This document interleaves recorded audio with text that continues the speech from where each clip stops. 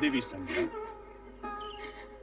मैं वशिष्ठ ऋषि हूँ। सृष्टिकर्ता ब्रह्मा जी ने मुझे तुम्हारे पास तुम्हारे क्रोध शोभ शमन के निमित्त भेजा। जब मेरे इष्ट देव शिव शंकर जी मुझसे कुपित हो गए हैं, तो मेरे इस जीवन का अर्थ ही क्या है? क्रोध शोभ शमन के उपरांत भी मेरे होने का क्या प्रयोजन? तुम्हारी प्रश्न पहली में ही तुम्हारा उत्तर भी है, अर्थात इष्ट देव शिव शंकर जी का कोप यदि तुम्हारा दुख है तो उन्हीं की प्रशंसा से तुम्हारा सुख भी हो सकता है। उनके कोप को शांत करने के लिए मुझे क्या करना होगा? देवादिदेव शिव शंकर जी की तपस्या। शिव शंकर जी अकेले ही धर्म अर्थ काम मोक्ष के आदि कारण है, आदि सृष्टा है, आदित्य है, पुरुषोत्तम है। उनसे तुम्हें सब कुछ मिल जाएगा। ओम नमः शिवाय इस मंत्र का जाप तब तक करती रहो जब तक शिव जी स्वयं प्रकट होकर तुम्हारा उद्धार करने के लिए बाध्य न हो जाए। मैं अवश्य करूंगी। अपने चित्त में ऐसा शुभ उद्देश्य लेकर तुम देवादिदेव शिव शंकर जी का चिंतन करो कि वो तुमसे प्रसन्न होकर स्वयं तुम्हें तुम्हारा अभिष्ट फल प्रदान करे। आपके मार्गदर्शन के लिए मैं अत्यंत आभारी हूँ। आपके आदेशानुसार शिव आराधना करके देवाधिदेव शिव शंकर जी को मैं अवश्य प्रसन्न करूंगी।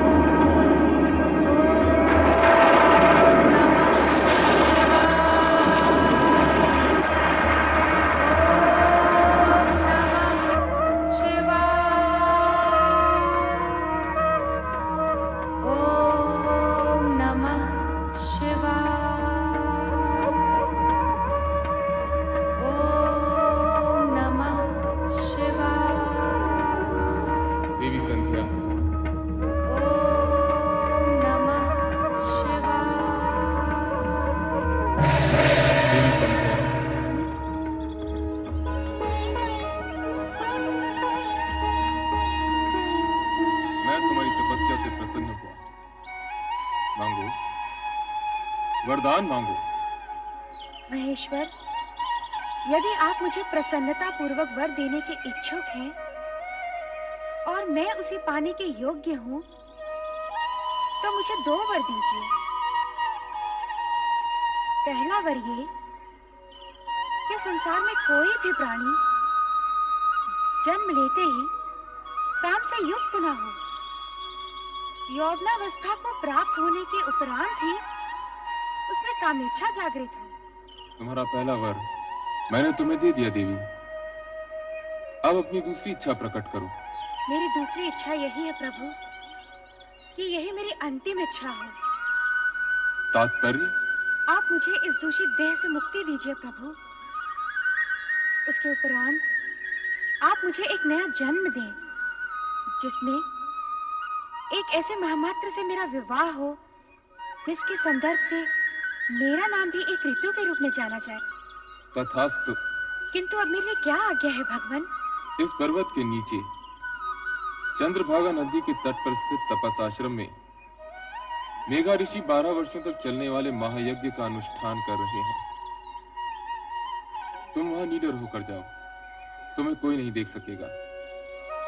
तदुपरांत तुम्हारे मन में जिस पुरुष को पति रूप में पाने की इच्छा है, उसे हृदय में धारण किए अपने शरीर को यज्ञ की आहुति बनाकर अग्नि में होम देना। फिर वही अग्नि तुम्हारी जननी भी होगी, अर्थात तुम्हें एक नया जन्म मिलेगा।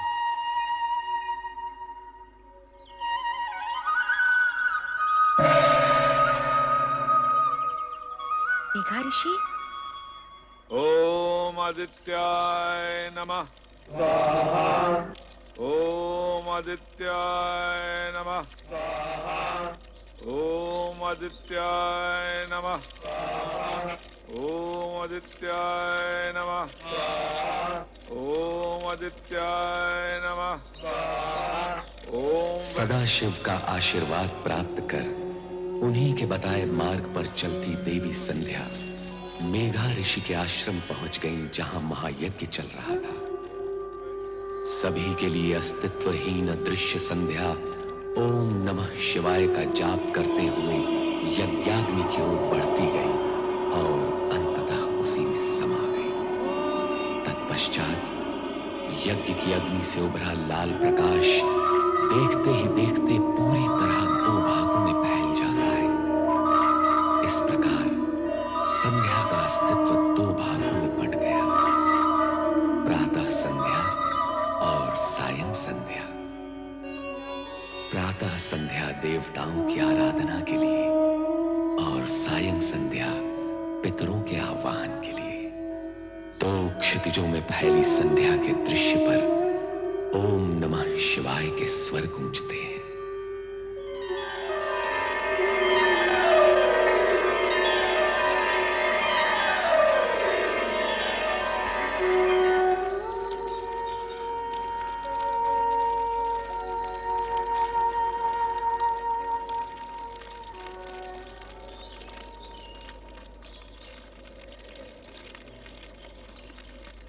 कौन है ये? कौन नारी है ये? प्रणाम ऋषिवर। कौन मायावी हो तुम? इस पवित्र अग्नि से प्रकट होने की धृष्टता तुमने कैसे की? क्यों की? क्या प्रयोजन है तुम्हारा? उत्तर दो। मैं आपकी पुत्री हूँ पितृवर, आपके आशीर्वाद की आकांक्षिणी हूँ। धर्म, नीति, मर्यादा और व्यवहार के नाते मैं तुम्हारे प्रणाम और चरण स्पर्श के लिए तुम्हें दीर्घायु और सदैव प्रसन्न रहने का आशीर्वाद तो दे सकता हूँ, किंतु अकारण पितृत्व का अधिकार नहीं दे सकता। भला तुम मेरी पुत्री और मैं तुम्हारा पिता कैसे हुआ? भगवान शिव की अनुकंपा और कृपा के कारण ही ये संबंध स्थापित हुआ है पितृश्रेष्ठ। कल्याणी, बार बार मुझे पिता संबोधित कर क्या तुम मेरे पितृ भाव की परीक्षा ले रही हो? आप त्रिकालदर्शी हैं। आपको इस सत्य का ज्ञान तो अवश्य होगा कि मैं कौन हूँ, और आपको ये भी ज्ञात होगा कि आपकी परीक्षा लेने की क्षमता मुझ में नहीं है। हाँ भागे, क्या तू हमारे ज्ञान और जप तप को चुनौती देने आई है? नहीं पितृवर, नहीं। पुत्री अपने पिता के प्रति ये दुष्टता कैसे कर सकती है? फिर वही प्रलाप, पुत्री पुत्री पुत्री। कब, कहाँ और कैसे प्रमाणित हुआ कि तुम मेरी पुत्री हो? दुर्भाग्य है मेरा कि अपने पिता के सम्मुख उनकी पुत्री होना मुझे प्रमाणित करना पड़ रहा है। यदि आपकी आज्ञा हो तो मैं कुछ निवेदन करूं? करो, किंतु मुझे पिता और स्वयं को पुत्री ना कहते हो। यदि मैं आपके तन से उत्पन्न होती तो तनुजा कहलाती, यदि मन से उत्पन्न होती तो मानसी कहलाती, किंतु मैं आपके उस पुण्य से उत्पन्न हुई हूँ जो शिव की आराधना के प्रतिफल में आपका अधिकार है पितृवर। मैं तनुजा हूँ पितृवर। शिव आराधना के पुण्य से प्रतिफल में प्राप्त पुत्री को इतना कुछ ज्ञान है, और फल की प्राप्ति करने वाले पिता को इस विषय में कुछ भी ज्ञान नहीं। यह आश्चर्यजनक है, अद्भुत है। यदि ये सत्य होता तो स्वयं शिव भगवान इसकी पुष्टि करते, स्वयं निर्णायक होते, किंतु ऐसा नहीं। अब ऐसा ही होगा। हे देवों के देव, मुझे उबारो, मेरी रक्षा करो। ऋषिवर की पुत्री बनाकर जो सम्मान आपने मुझे दिया, ऋषि के सम्मुख उसे स्वीकृति से प्रामाणिक करो। दया करो भोलेनाथ, कृपा करो। हे देवों के देव महादेव, मुझ पर दया करो, कृपा करो मुझ पर, मेरी सुनो, मुझ पर कृपा करो देव। हे महेश्वर, मुझे दर्शन दो। देवों के देव महादेव, मुझ पर कृपा करो। हे भोलेनाथ, मुझ पर कृपा करो। हे महेश्वर, मुझे दर्शन दो। हे भोलेनाथ, मुझ पर कृपा करो, मुझे दर्शन दो। मेरी सुनो, हे भोलेनाथ, मुझे दर्शन दो, मुझ पर कृपा करो। हे देव, मुझे दर्शन दो। भोलेनाथ, मुझे दर्शन दो। हे देवों के देव महेश्वर, मुझे दर्शन दो, मुझे दर्शन दो देव।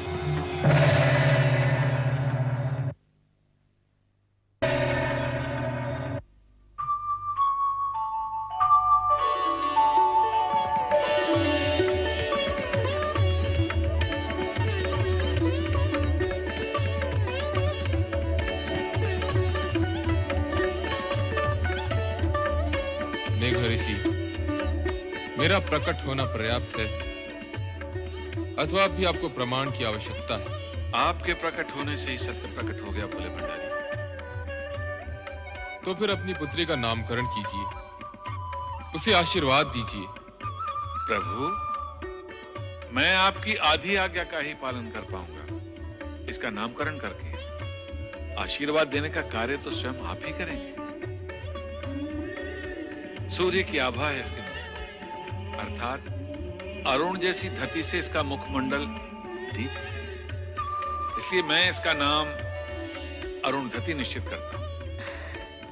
भगवान शिव शंकर की जय, देवी अरुणधति की जय, भगवान शिव शंकर की जय, देवी अरुणधति की जय। मेघा ऋषि, आपको देवी अरुणधति जैसी पुत्री प्राप्त हुई, इस सौभाग्य के लिए बधाई। अब इसका विवाह सप्त ऋषियों में विशिष्ट ऋषि वशिष्ठ के साथ कर इसके नाम को अमरता प्रदान करें। जो भगवान शिव शंकर की जय, भगवान शिव शंकर की जय, भगवान शिव शंकर की जय। कितना शुभ दिन है आज। वशिष्ठ मुनि के साथ देवी अरुणधति का विवाह हो रहा है। शुभ ही शुभ है ऋषिवर, किंतु ये समझ में नहीं आता कि शिव शंकर ने सप्त ऋषियों में से जानते हुए भी इस वर का चुनाव क्यों किया? ऋषि विश्वामित्र भी तो कम ज्ञानी ध्यानी नहीं थे। उनका तप तो देवताओं की ईर्ष्या का कारण है। हाँ, ये विचार तो मैंने भी किया था, किंतु उत्तर कौन दे? इसका उत्तर मैं दूंगा। भगवान शिव के निर्णय में शंका का प्रश्न ही नहीं उठता। संपूर्ण जगत में समता, ममता और मित्र भाव के रखने के कारण विश्वामित्र उच्च कोटि के तपस्वी हैं, किंतु वशिष्ठ समस्त जगत के कल्याण की कामना के लिए, अपनी विशिष्टता के लिए सर्वश्रेष्ठ है।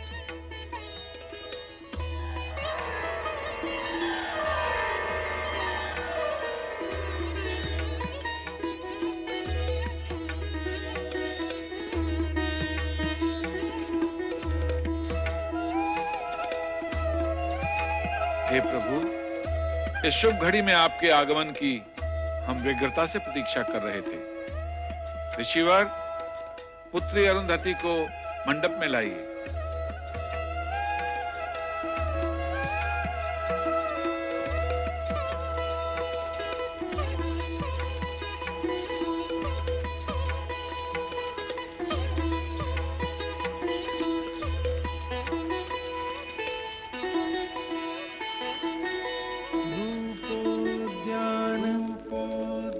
प्रफुल्ल कलिका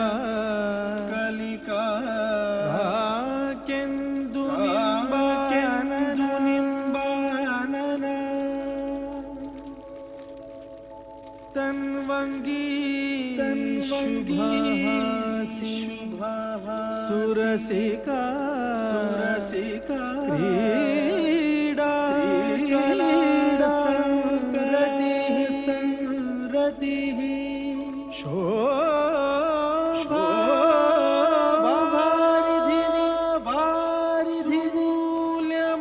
मूल्यमणि लावण्यलीलामणि शंछायाभाषिणी मृगदृगी भूयात् सदा गलम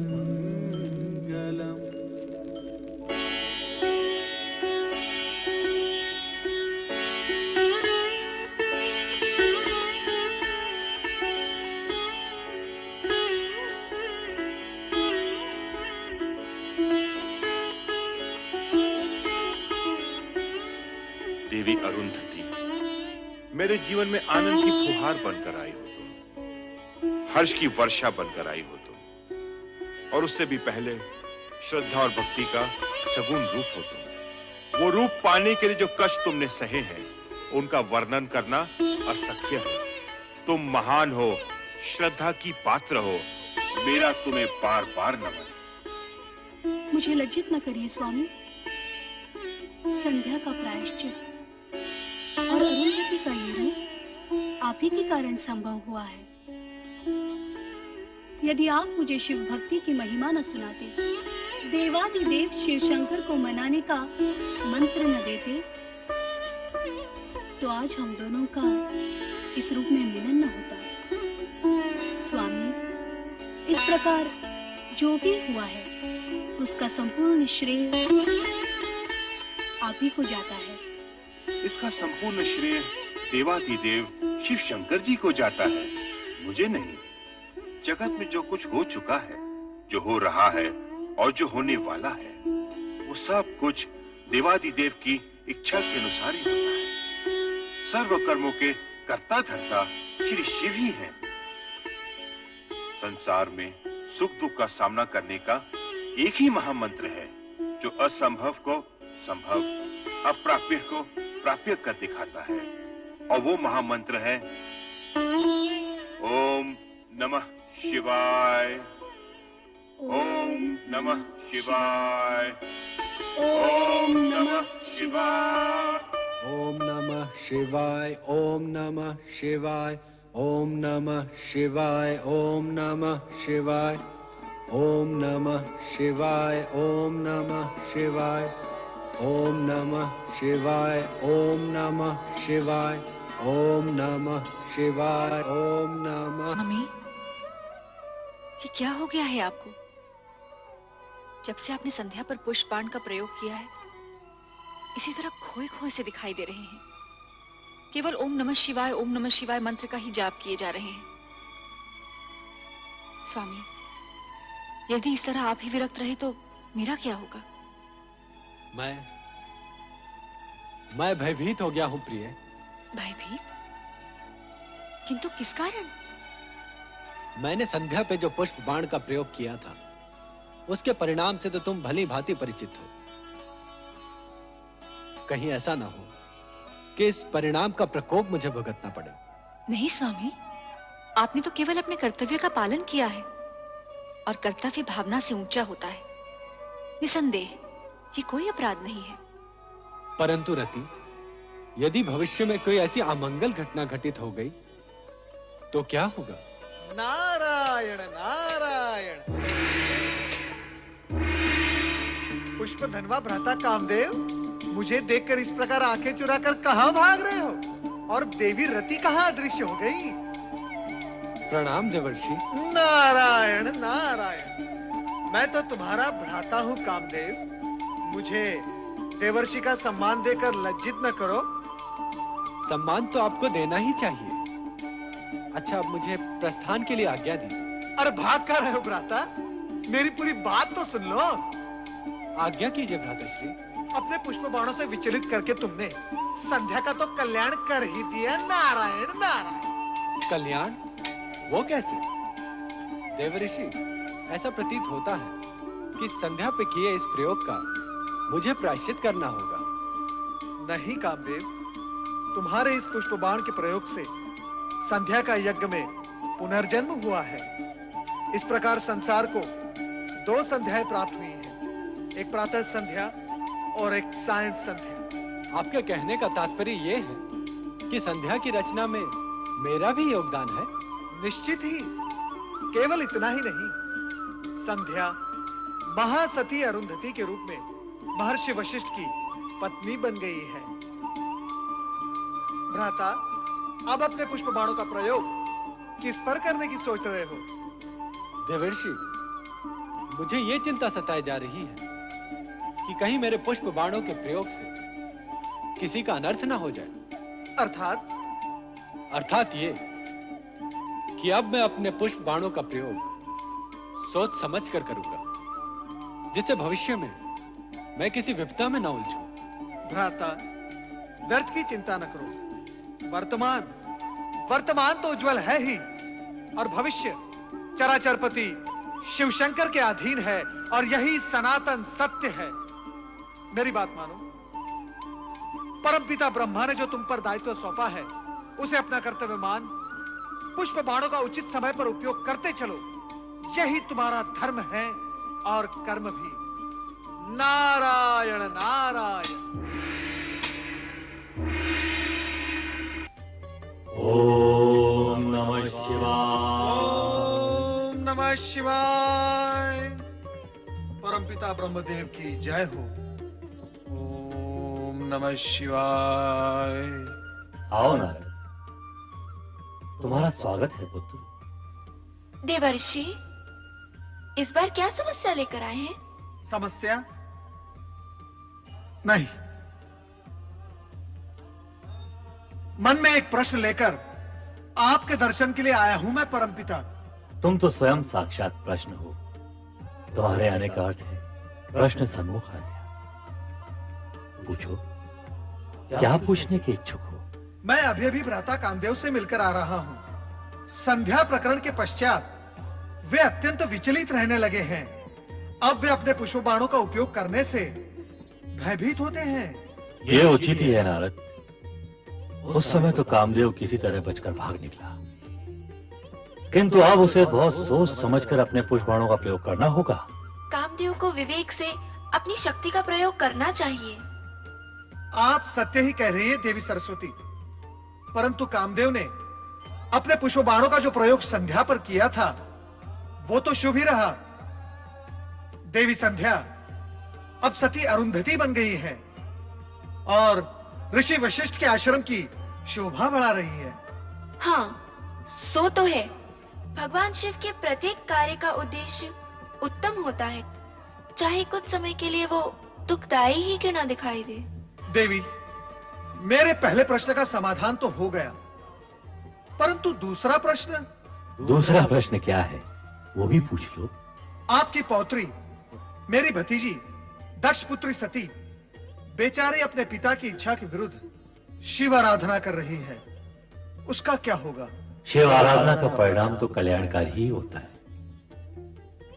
इस विषय में कभी कोई शंका मन में मत लाओ नारद। परंतु आप भ्राता दक्ष को समझाते क्यों नहीं कि सती की शिव भक्ति का विरोध करना छोड़ दे?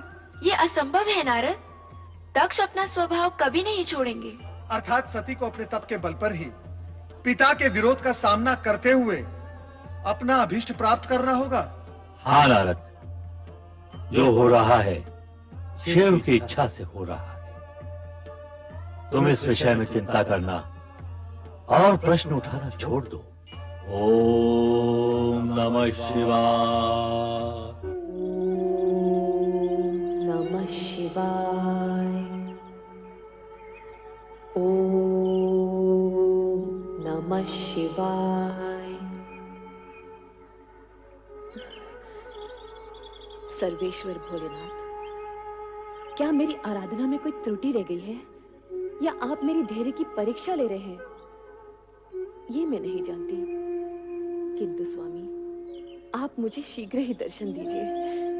मेरी आंखें आपके दर्शन के लिए तरस रही हैं स्वामी, तरस रही हैं। ओम नमः शिवाय। शिव शिव शिव शिव शिव शिव शिव। यहाँ तो किसी की परीक्षा हो रही है, और किसी की परीक्षा और आराधना में विघ्न डालना उचित नहीं है नारद। चुपचाप यहाँ से निकल चलो। नारायण राता दक्ष का महल तो सूना पड़ा है, कहाँ गए होंगे सब लोग? चलो नारद, भावज वीरणी के कक्ष की ओर, कदाचित वहां भेंट हो जाए। नारायण नारायण।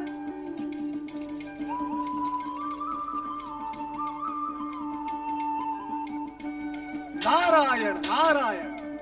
प्रणाम भावज वीरणी, अपने देवर नारद का प्रणाम स्वीकार करें। विराजिए देवर्षि। नारायण नारायण। मैं आपके लिए केवल देवर हूँ, देवर्षि नहीं। और ये क्या भावज, आप चिंता में डूबी हुई हैं? मुझे किस बात की चिंता है देवर जी? बस सती के बारे में सोच रही थी। सती? पता नहीं उसकी तपस्या कब सफल होगी। नारायण नारायण। भावज, सती तो शक्ति का अवतार है। शिव जी को उनकी प्रार्थना स्वीकार करनी ही होगी। अब उनकी प्रार्थना स्वीकार होने में अधिक समय नहीं लगेगा। सच कह रहे हैं देवर जी।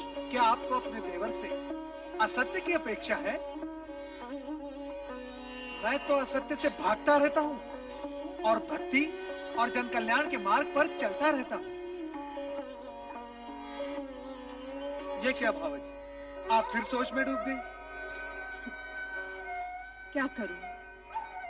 आपके भ्राता और मेरे स्वामी का रूखा व्यवहार देखकर तो कभी कभी भय लगता है। उनके रूखे व्यवहार की आपने अच्छी कही। उनका तो जन्म ही परमपिता ब्रह्मा जी के पैर के अंगूठे से हुआ है। वो तो हर भली वस्तु को ठोकर मारने की सोचते रहते हैं। नारायण नारायण। और भगवान शिव जी का नाम लेते ही वो शिव शिव शिव शिव। भगवान भोलेनाथ उनको सद्बुद्धि दे, इतना ही मैं कह सकता हूँ। महाराज की जय हो। लो, जिनका नाम लिया वो पधार भी गए। अब मैं चलता हूँ। ठहरिए ना देवर जी, तनिक आप ही इन्हें समझाइए। शिव शिव शिव शिव शिव। क्या ये हठी जीव समझाने से समझने वाले हैं? नारायण नारायण। अरे नारद जी, आप? नारायण नारायण। भ्राता नारद कहिए ना भैया। आपके मुख से भ्राता शब्द सुनने के लिए ही तो मेरा आगमन यहाँ हुआ है। कहिए भ्राता नारद, कैसे हैं आप? तो चारों ओर भ्रमण करते रहते हैं। आपने हमारी शिव की धुन में खोई बेटी को भी कहीं देखा होगा। अब आप ही बताइए, क्या एक राजकुमारी को ये पागलपन शोभा देता है? आप उसे समझाते क्यों नहीं कि वो ये बचपना छोड़ दे? अब वो विवाह के योग्य हो गई है। नारायण नारायण। वो विवाह के लिए ही तो शिव आराधना कर रही है। क्या आप इतना भी नहीं समझते? उसकी आराधना सफल होगी, भगवान भोलेनाथ के साथ उसका विवाह होगा। इसमें आपको संदेह क्यों हो रहा है? नारायण नारायण। नहीं, मैं ऐसा नहीं होने दूंगा। मैं ये अनर्थ नहीं होने दूंगा। नारायण नारायण। भावज, आप क्यों व्याकुल हो रही हैं? होगा वही जो भगवान शिव शंकर को स्वीकार होगा। नारायण नारायण। मेरी सती का क्या होगा? क्या होगा मेरी सती का? मेरी सती का क्या होगा? मैं तुम्हें एक नहीं अनेक बार समझा चुका हूं कि सती को शिवाराधना साधना करने से रोको। उसे समझाओ महारानी कि वो अपने मन में शिव के प्रति इतनी निष्ठा भक्ति जगाकर अनर्थ ना करे। जो स्वयं अपने होने का अर्थ जानने के प्रयास में लगा हो, वो कोई अनर्थ कैसे कर सकता है? और रही बात सती को शिव की आराधना उपासना करने से रोकने की, तो स्वामी आराधना, उपासना, निष्ठा, ये तो मन की भावनाएं होती हैं। और भावनाओं पर भला कोई कैसे अंकुश लगा सकता है? ये सब कहकर तुम हमारी अवज्ञा कर रही हो महारानी। मैं ऐसी धृष्टता कैसे कर सकती हूँ? धृष्टता नहीं तो ये हमारी आज्ञा का पालन भी नहीं। महारानी, माँ होने के नाते अपनी संतान का शुभ अशुभ सोचना तुम्हारा कर्तव्य है, तो पथ भ्रष्ट होने पर उसे उचित मार्ग दिखाना तुम्हारा धर्म भी है। आप संभवतः उचित कह रहे हैं स्वामी, परंतु हमारी सती ना तो कोई अशुभ कार्य कर रही है और ना ही वो पथ भ्रष्ट हुई है। वो वही कर रही है जो उसके ज्ञान के अनुसार उचित है। तुम्हारा तात्पर्य है कि सती इस योग्य हो गई है कि उसे ज्ञान अज्ञान का बोध होने लगा है? नहीं महारानी, नहीं। तुम्हारी ये सब बातें बुद्धिमता का परिचय नहीं दे रही। मैं आपके समान बुद्धिमान नहीं स्वामी, किंतु इतनी बुद्धिहीन भी नहीं कि तुम्हारी बुद्धिमता के दर्शन तो इसी सत्य में हो रहे महारानी कि अपनी अन्य युवा कन्याओं की अपेक्षा तुम्हें केवल सती की चिंता अधिक रहती है। तुम्हारी ममता, नेह, स्नेह सती के प्रति अधिक है। ये आपका भ्रम है स्वामी, सत्य नहीं। शरीर को अपने प्रत्येक अंग से एक सा मोह होता है। पुष्पमाला को अपने प्रत्येक पुष्प से एक सा स्नेह होता है। मुझे भी अपनी हर संतान से एक सा। शब्दों को उपमाओं द्वारा अलंकृत करने की योग्यता तो तुमने है, ये मैं जानता हूँ महारानी, परंतु क्या तुम मुझे ये बताओगी कि सती के लिए शिव आराधना ही क्यों आवश्यक है? मैं कहता हूँ कि शिव की अपेक्षा श्री हरि विष्णु जी की आराधना भी तो हो सकती है। हो सकती है, परंतु केवल श्री हरि विष्णु की आराधना करने वाला शिव जी का प्रिय भक्त नहीं हो सकता। उसी प्रकार शिव जी की आराधना करने वाला श्री हरि विष्णु का परम भक्त नहीं हो सकता। श्री हरि विष्णु और शिव जी दोनों ही एक दूसरे के पूरक हैं। इस हेतु श्री हरि विष्णु की उपासना करने वाले पर भोलेनाथ सदा प्रसन्न रहते हैं और अजर अमर सदाशिव की उपासना करने वाला श्री हरि विष्णु की कृपा का पात्र होता है। महारानी, हमने तुमसे सती के मन में विवेक जगाने की बात कही थी और उत्तर में तुमने ज्ञान भक्ति का पूरा अध्याय सुना डाला। परंतु एक सत्य ध्यान पूर्वक सुन लो महारानी कि हम सती की शिव भक्ति का विरोध करते हैं और करते रहेंगे। हम उसका गुणगान कभी नहीं सुन सकते। हमें शिव से घृणा है, घृणा।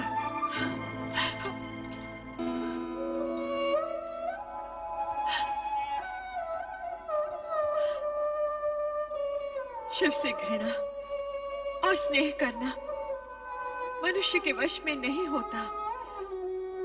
वो भी केवल शिव की इच्छा पर ही निर्भर होता है। ओम नमः शिवाय, ओम नमः शिवाय।